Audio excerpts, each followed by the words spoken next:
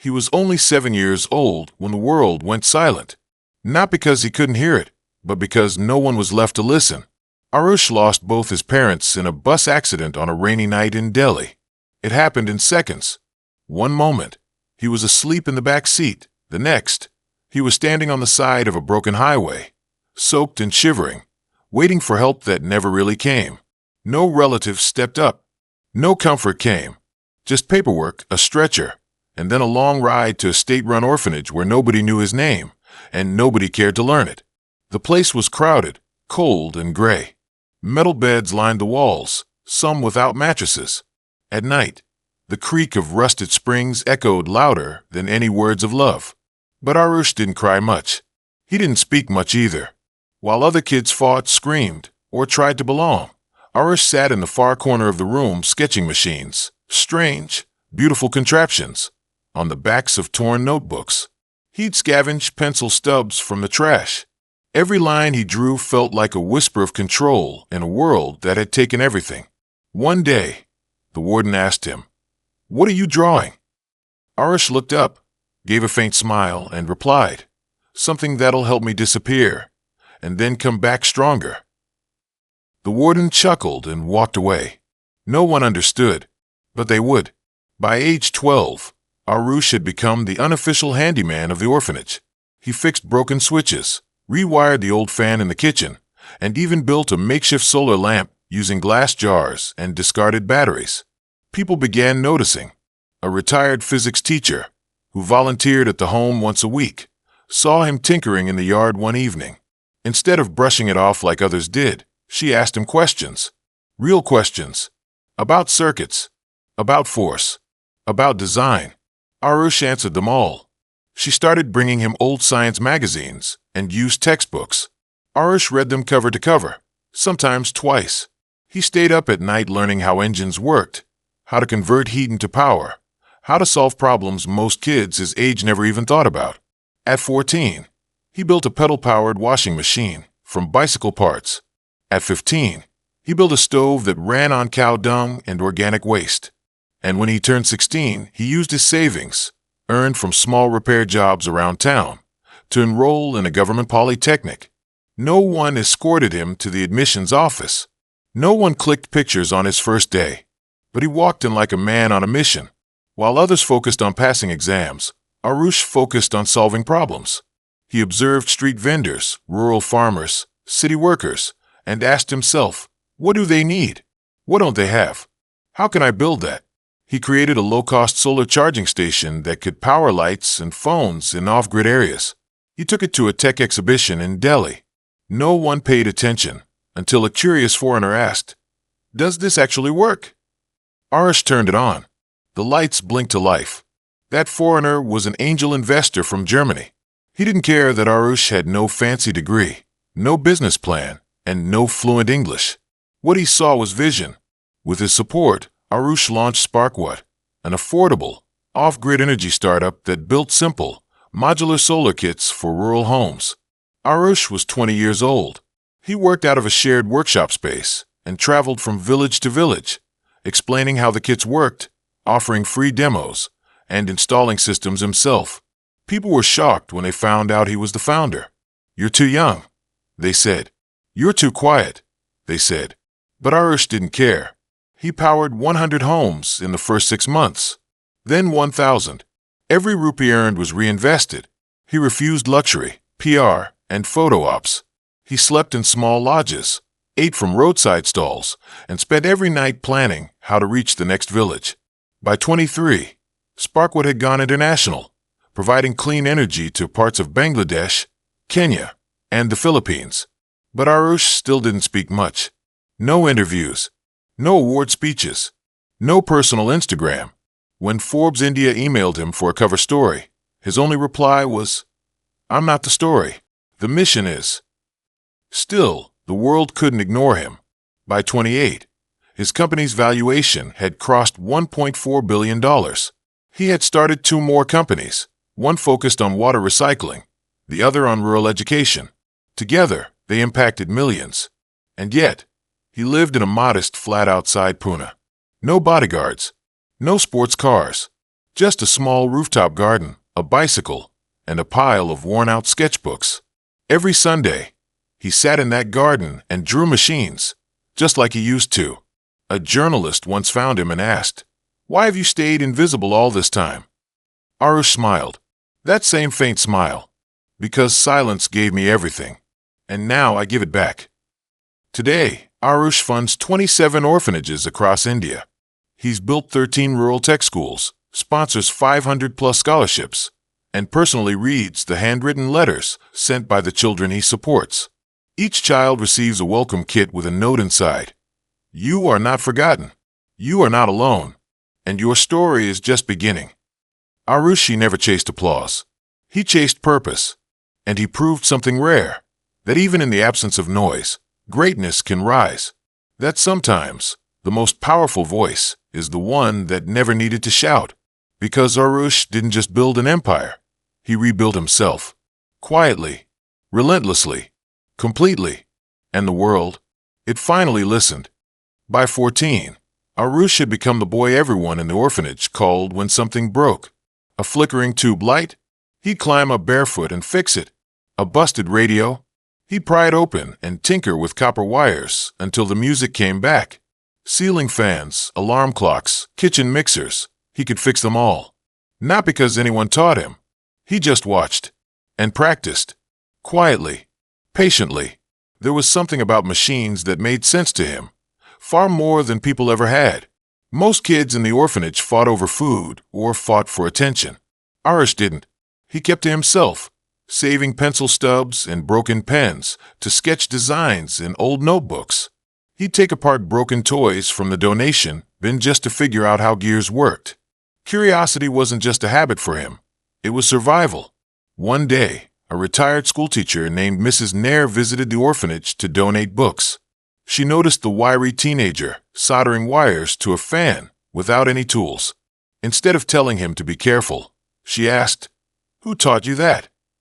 "No one," Arush replied softly. Intrigued, she returned the next day with a stack of old science textbooks.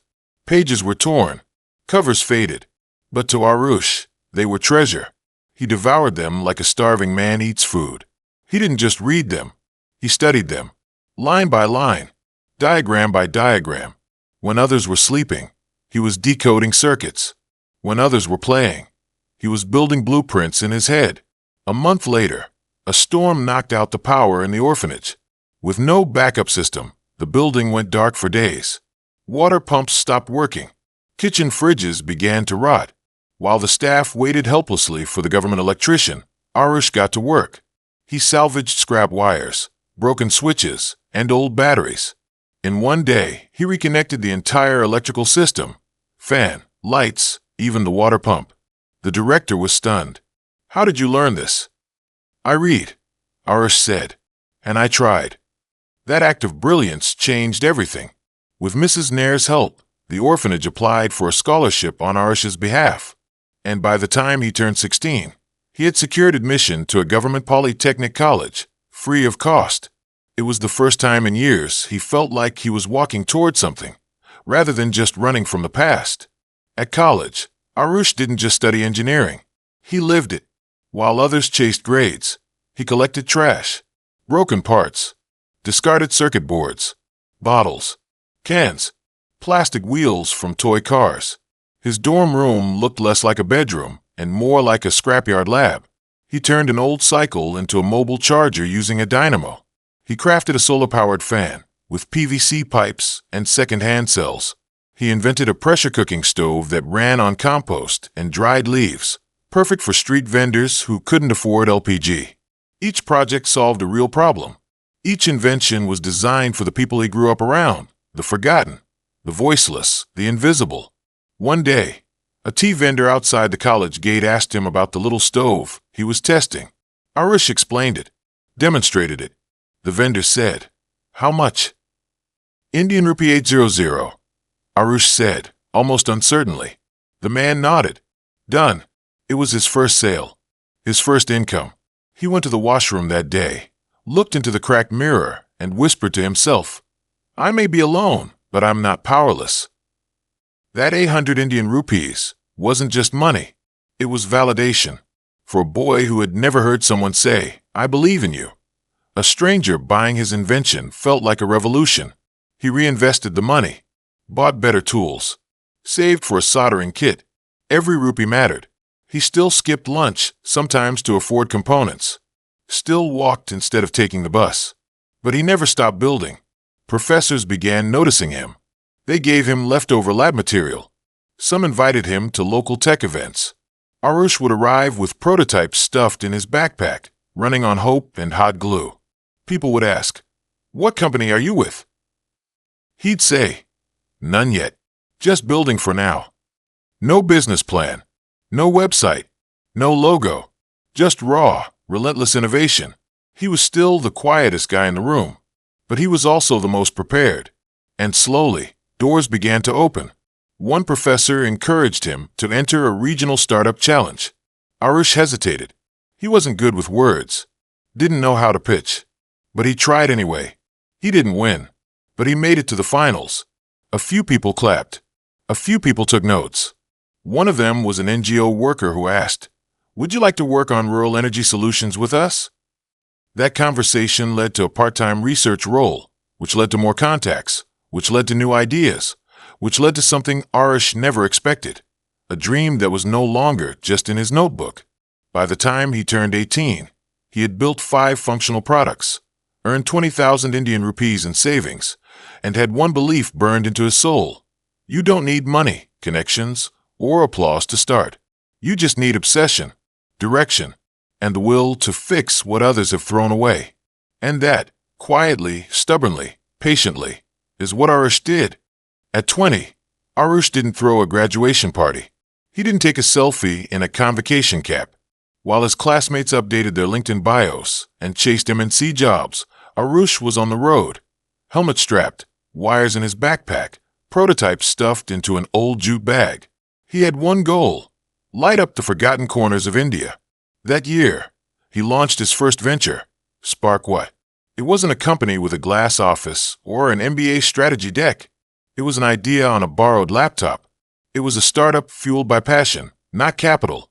The mission was simple yet massive: bring clean, off-grid, low-cost electricity to the millions who lived in energy darkness. He had no staff, no investors, no fancy website, just a second-hand scooter, a soldering iron, and a fire in his belly that nothing could extinguish. Arush started small, really small. He built compact solar kits that could light 2 bulbs, charge a phone, and power a fan. Affordable, durable, built for villages that didn't even have proper roads. He printed brochures at an internet cafe, packed kits himself, and rode from village to village, knocking on doors, talking to farmers, shopkeepers, and school teachers. Sometimes they laughed.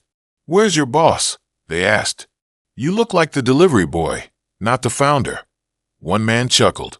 Arush didn't flinch. He smiled and said, "I built it myself. Let me show you how it works."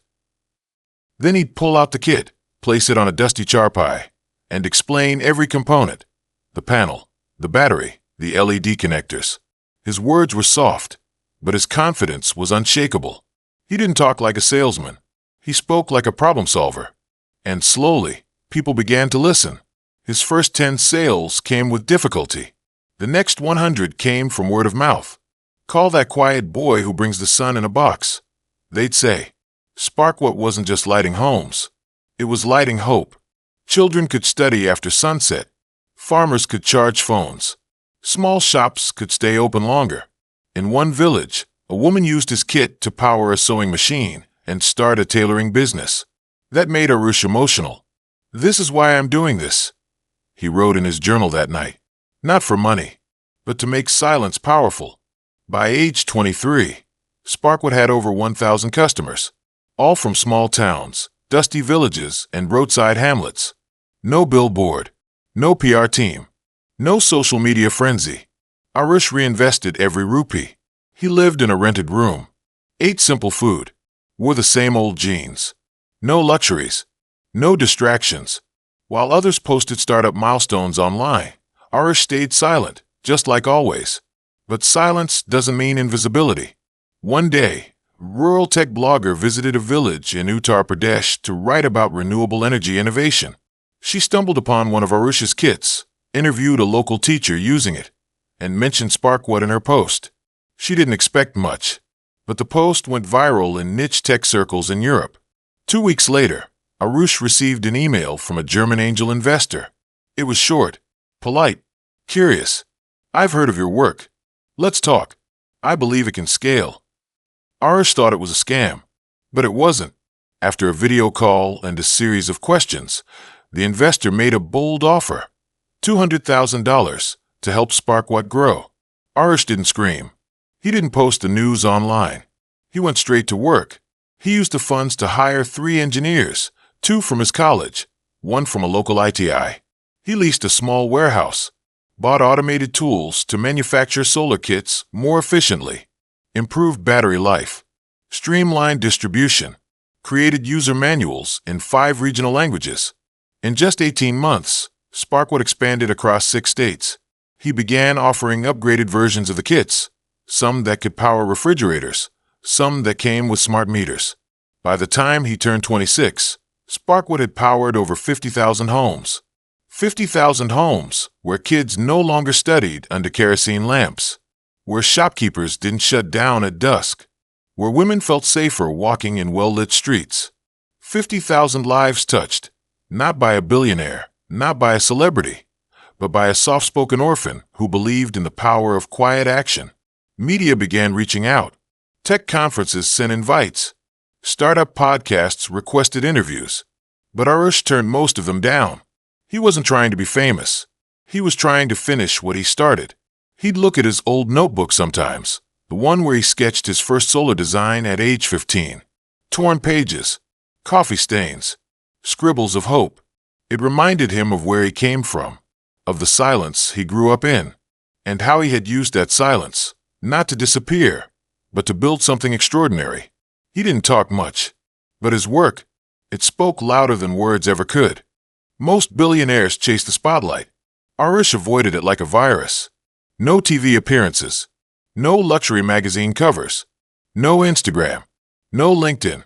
When Forbes India contacted him for their annual Under 30 Titans list, his reply was just one line: "I'm not the story. The mission is." They didn't know what to do with that. A billionaire who didn't want to be featured? It was almost unheard of. But that was Arush.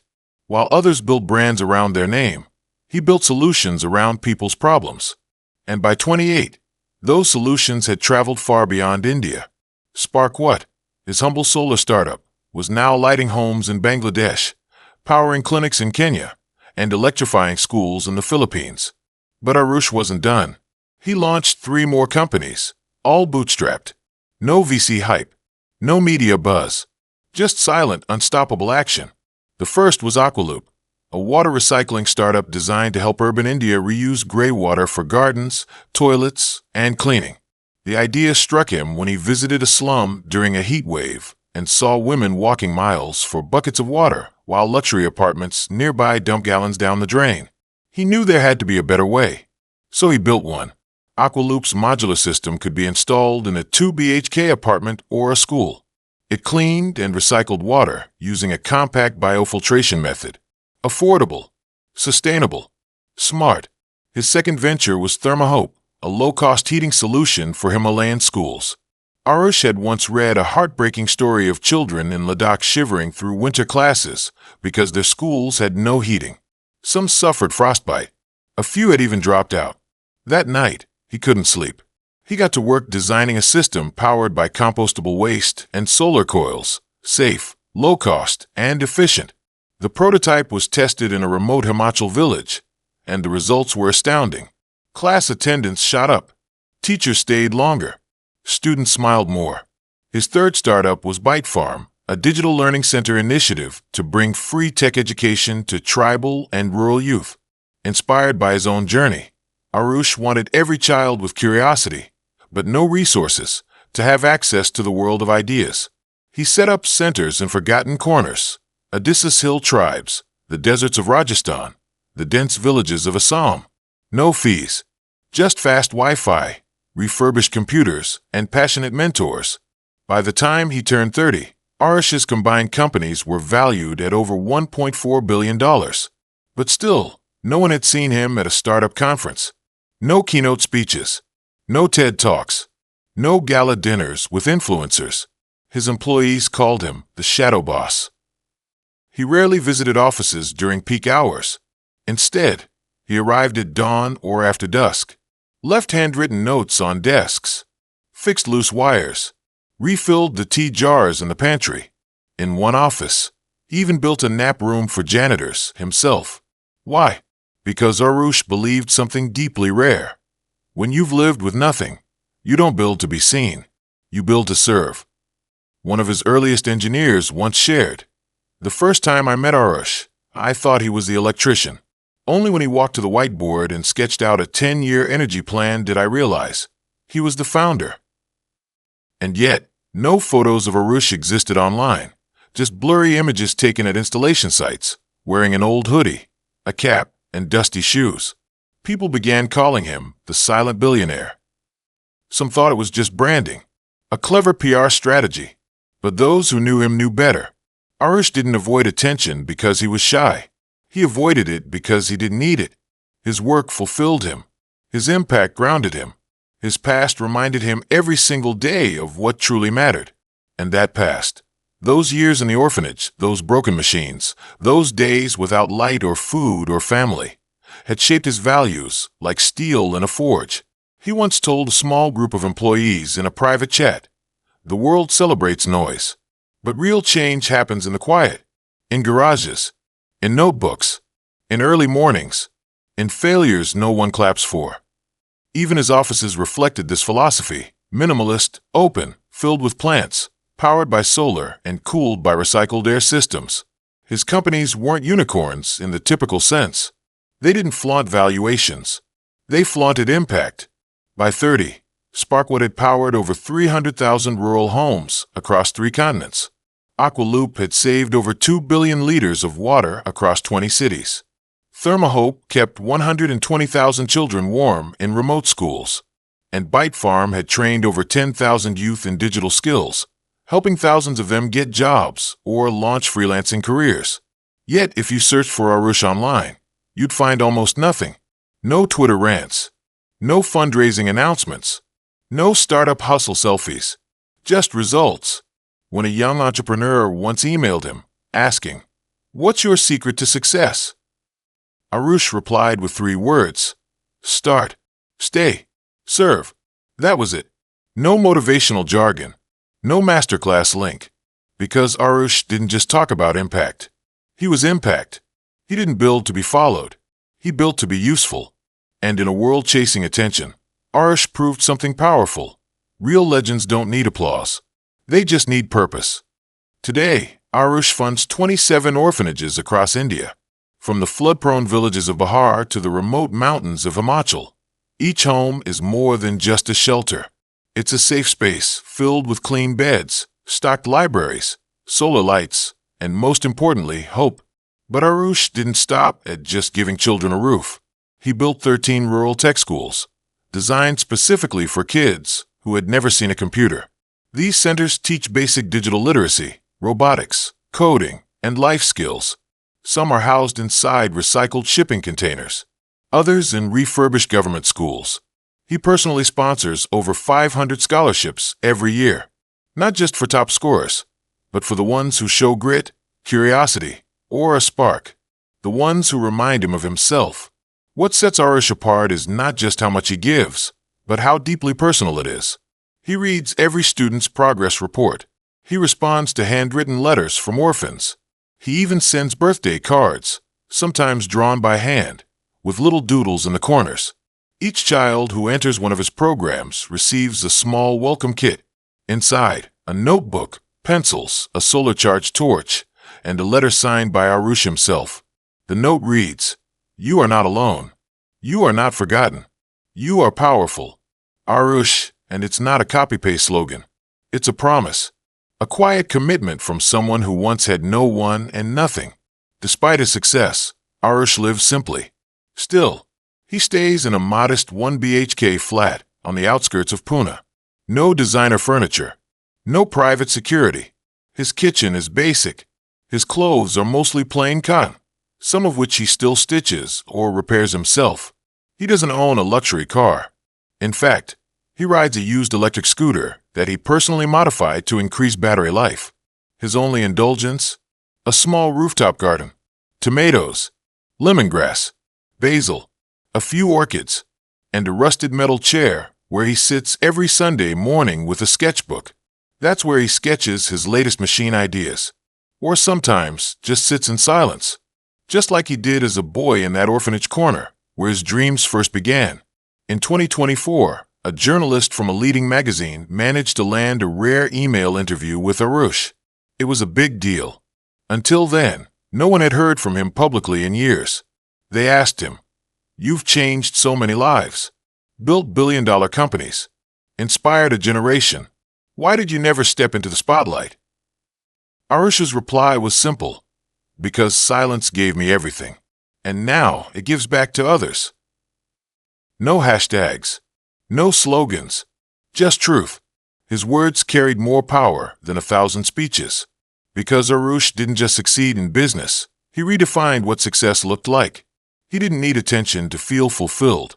He didn't crave validation from strangers online. He found joy in usefulness. He found peace in purpose. And perhaps most importantly, he found his voice in silence. When former orphans grow up and write back to him, they don't thank him for just the money or the school. They thank him for making them feel seen. For that one letter, that one sentence, "You are powerful." Because sometimes, all it takes to change a life is to be reminded that you matter. Arush made sure that no child under his care ever felt forgotten like he once did. He built companies that serve the poor, inventions that empower the powerless, and a legacy that whispers instead of screams. And maybe that's why his story hits so deeply. Because in a world full of noise, Arush chose the quiet path and still shook the world. He didn't chase fame. He chose impact. And in doing so, he left behind the most powerful message any dreamer can hear. You don't have to be loud to be legendary. You don't need millions to make a mark. You just need purpose and the courage to stay silent when the world is shouting. And that is the untold story of the silent billionaire.